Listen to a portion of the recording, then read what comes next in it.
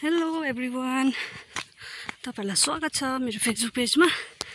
अहिले चाहिँ म पर पुरानमा काम छ भनेर जान्दैछु। एक्लै छु नि त, परबाट चाङ छ हो, चाङसँग जान्छु। अन्त पुरानमा गएको थाक्यो हो, बाटो अप्ठ्यारो भएर।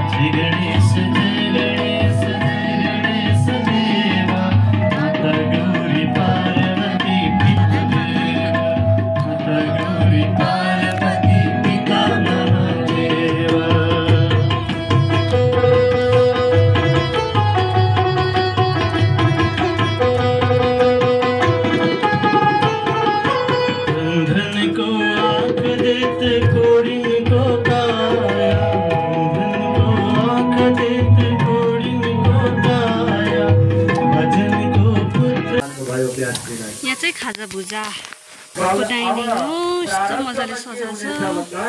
तपाईकै घरमा कुनै एक महान पुरुषको जन्म हुनेछ। हामी चाहिँ यहाँ महान पुरुष चाहिँ भगवानको यता बहुरानी पर्यो।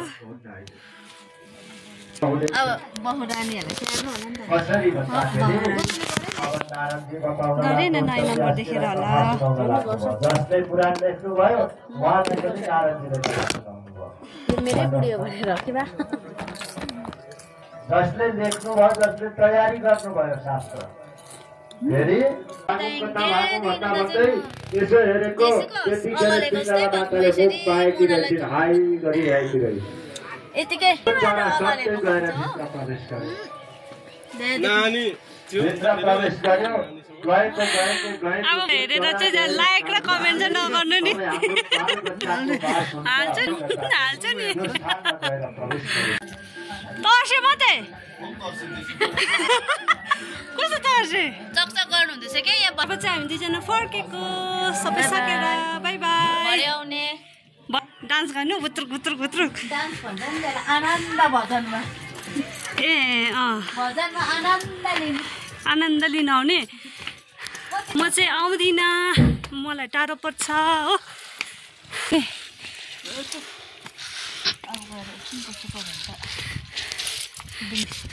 निन्दा लागिरहेछ। गोरु गएर सुत्नु हुँदैन नि, किन?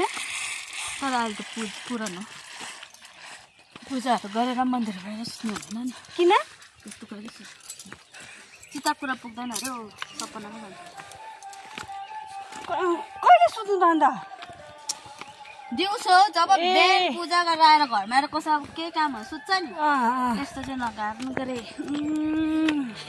तपाईँहरूले सुन्दै गर्नु होला, यहाँनिर एकदम जानकारी इन्फर्मेसन दिँदैछ। मैले जानेको कुरा मात्रै भनिदिएको नि, अब मलाई नि यसो हल्का ठुलो बडाले भनेको। मलाई चाहिँ याद थिएन यस्तो कुराहरू चाहिँ। सबै होमस्टे है यिनीहरू है। अब चाहिँ फर्केको भनेको जस्तो छ। कहिले पुग्नु घर मजन हरेस।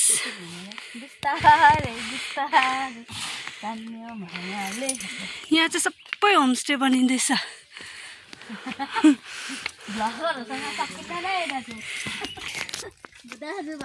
बेलचा हुँदै गरेको बहिनीको भ्लगमा आउनै पर्छ।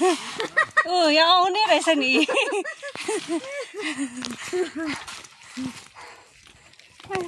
हरेस भएछ नि त के मालिकै यसरी खटेको।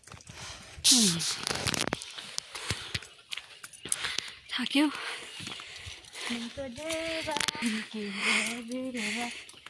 कस्तो रे यो हिलोमा चाहिँ यसरी डान्स गर्दा चाहिँ ल ल ल कस्तो गर्छ बिर्सिजान्छ